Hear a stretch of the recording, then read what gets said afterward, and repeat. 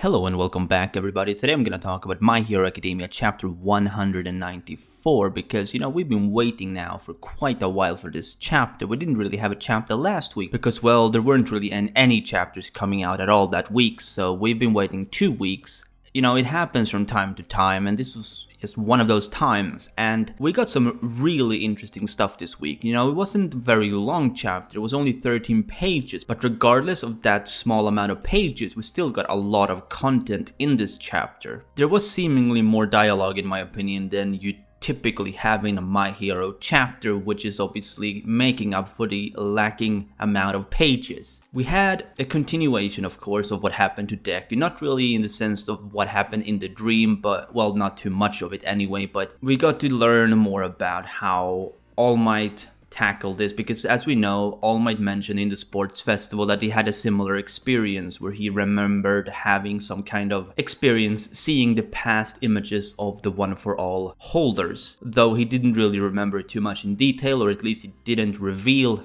too much in detail to Deku at the time. And it seems like he had a very similar experience, although he does mention that Deku had a very different experience from what he described it as. It wasn't really similar at all, although the basis may have been around the same. Deku's details definitely differentiated from what All Might had in the past. We don't really know exactly what All Might went through, but it's not really that important, I think. I think what we have to focus on is how it really connects to Deku, because the whole point of singularity was brought up, and I think that's really going to become relevant soon, especially with how what we saw in Deku's bedroom. He really had a very explosive manner of waking up, and I think that's going to show soon in the manga. We're going to see exactly what's been going on with Deku. Do we know exactly what that is yet? No, we don't, because it could be really anything. It could be something to do with the wills of the previous users. It could be like a previous quirk. I don't think that's it though, because I feel like that would kind of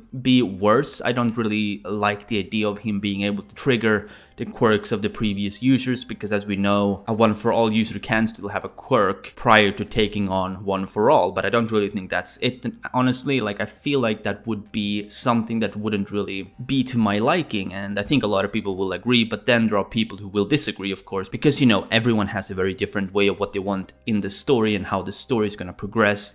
Personally, I want Deku to be Deku. I don't want him to necessarily have the powers of everyone else that's come before him. Now, the second thing that I want to talk about in this review is, of course, what the next arc just might be. I mean, we don't really know for certain yet exactly if this is going to be like an extensive arc or if it's just going to be like a short thing. But before the internship began, we were teased that Class 1A and Class 1B were going to have some kind of class together, and I think we might be looking at that right now, because what we have is Class 1B and Class 1A apparently being geared to the teeth. They're having their costumes on with some modifications because it is winter time. So some of them are dressed differently than you'd expect, like looking at Bakugo, you look at I think Mina, Momo, and certain other characters, you can really see that they have made improvements that will really help them cope with the cold and stuff like that in various ways. Not just because it's cold outside, but in some cases even because, due to their quirks, they have to do that in order for their quirks to work in the best way possible. Like Bakugo, for instance, like Deku even mentions that he likes the idea of Bakugo's upgrade because it helps him use his quirk better, because, well, his quirk relies on his sweat glands. And that's something that I really liked seeing, how obviously we know Deku is a really analytic type, and he notices the improvements on someone like Bakugo, Bakugo being his main rival, of course. Not his only rival, but his main rival, and he compliments him. Deku is not the type to insult anyone, he never would be, and you see that here. And obviously Bakugo, he's not too keen on the idea of being complimented by Deku of all people, not because he hates Deku, because he really doesn't. I mean, the personality he has towards Deku is something we're gonna see for a while, but that does not mean he hates him or anything. He doesn't like the idea of being complimented by someone like Deku because of the relation between them. It's a very complex relation at this point, given the whole thing with All Might, of course. You know, you're gonna see some mixed interaction between these two characters, I believe, mostly on Bakugo's stand. I mean, Deku is kind of predictable in the sense that he would never really go up to Bakugo and tell him to fuck off. You know, it's never gonna happen. But yeah, I really did like the upgrades to their costumes, at least on some ends. And I mean, some of them, like Momo's for instance, it's just a coat. It's not really a costume upgrade. It's simply a way for her to cope with the cold better. So some characters obviously had very simple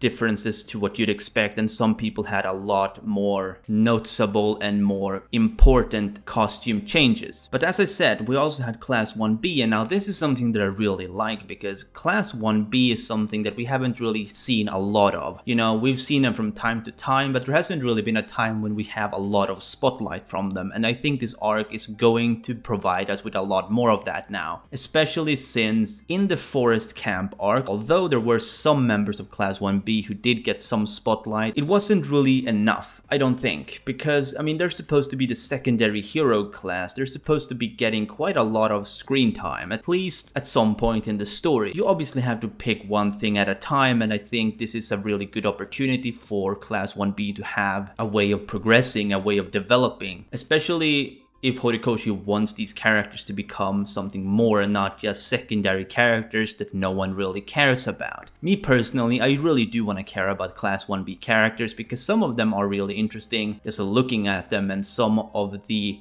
personalities we've been seeing are quite interesting as well, especially looking at Monoma, you know, looking at Pony, and then there are a bunch of other characters too that could really develop into something really interesting. Monoma is obviously the flagship member of 1B, if you know what I mean. Like, him and Kendo probably are the outgoing faces, the ones that you see the most of. Then there are obviously others like Tetsu and you know, a bunch of others too that we do recognize, but then there are other members of Class 1B that we've barely seen anything of, and I really want to see more of those people as well. You know, characters that have barely gotten any screen time whatsoever, characters we barely know the quirk of. We may know the name of their quirk, but we don't exactly know how their quirks work. We don't really know anything about them as people, and this arc can really help us understand them a lot more, and that's what I want to see. And I also want to see interactions between 1B and 1A. One interaction in particular that I really am looking forward to, and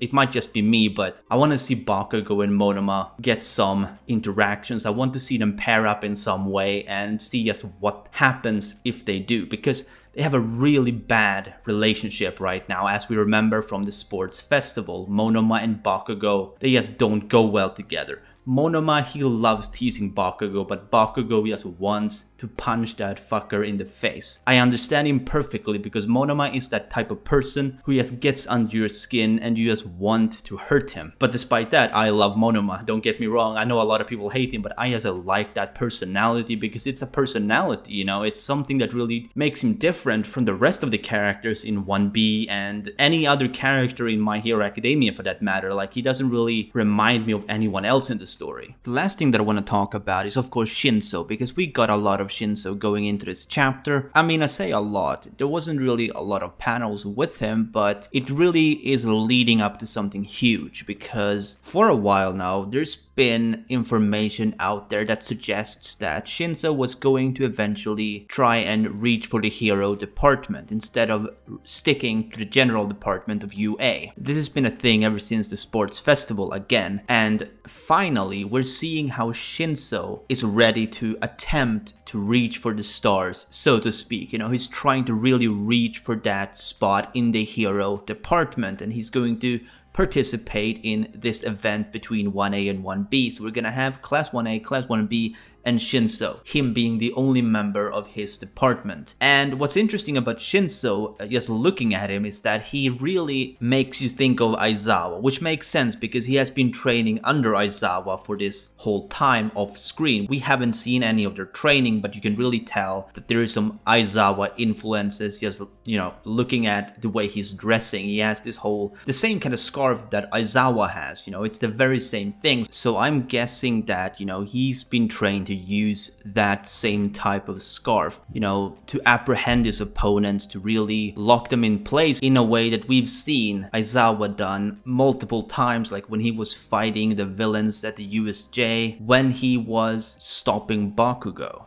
fighting Toga. The list goes on, but you know what I mean, like it's that scarf that just helps him fight because his quirk doesn't directly help him to be an offensive type. And that's something that I'm really looking forward to, because we have seen how, at least in the past, Shinso wasn't really that good at hand-to-hand combat. He had some issues fighting Deku at the sports festival, for instance, because he relied too much on his quirk, which was to get people to talk back at him, and I think that's gonna still play a role, but he has to have a way to actually fight and defend himself if that doesn't work. So I think we're gonna see some great improvements when it comes to Shinso's hand-to-hand combat and the way he utilizes that scarf. And he has this sort of mask thing around his neck, which I'm really curious about exactly what it does, because as we know, his quirk is, as I said, to make people talk back at him, and then he brainwashes them, and you know, they do as he commands them, which is probably still gonna be a thing. I mean, it's his quirk, so you can't expect anything less. However, I don't think he's going to be the type to just use it in the way that he did during the sports festival, because at the time he thought that everyone looked at him and saw something evil in that quirk, when it was really the other way around once pro heroes caught a glimpse of it. You know, some students may think, oh, that's a really villain suited quirk, but in the eyes of heroes, as we saw from the crowd and all of that, you know, they really digged his quirk. They were like, that's a quirk that I could really see being useful in my office. You know, some people really enjoyed what Shinso brought forth, and they really found him to be an interesting candidate for a future hero, which is the whole reason why he's probably being pushed into the hero department, because his quirk is on high demand, as well as the fact that he wants to be a hero. He didn't want to be in the general department. He has had to settle for that because he didn't pass the entrance exam, and when you think about it, the entrance exam had to do with robots, and his quirk would never work against a robot because it brainwashes. A robot doesn't have a brain. You know, he was at a real disadvantage at the time, but now we might be seeing some insane improvements. At least that's what I'm hoping for going into whatever this arc is going to be, because Shinso is definitely one of the greatest characters, I think. At least has the potential to be one of the greatest characters in the story, given that he's not really part of Class 1A and stuff. You know, he's someone that won't be having as much screen time as maybe someone like Bakugo or someone like Todoroki will. Anyway, that's really gonna be it for this review. I don't really have much to add in regards to what happened in this chapter. I'm really looking forward to the next chapter and exactly what this arc's gonna be. I really hope we get some extensive information on Shinso and to see exactly what he's capable of, as well as, you know, Class 1B interacting with Class 1A. That's something that I'm really looking forward to, as I said. So yeah, I'd love to know what you guys think down below in the comments. And as always, if you did, be sure to Detroit smash that like button if you enjoyed, and subscribe if you haven't done so already. This has been Chaotic Plus, and remember everybody, Toga is waifu, Toga is Laifu.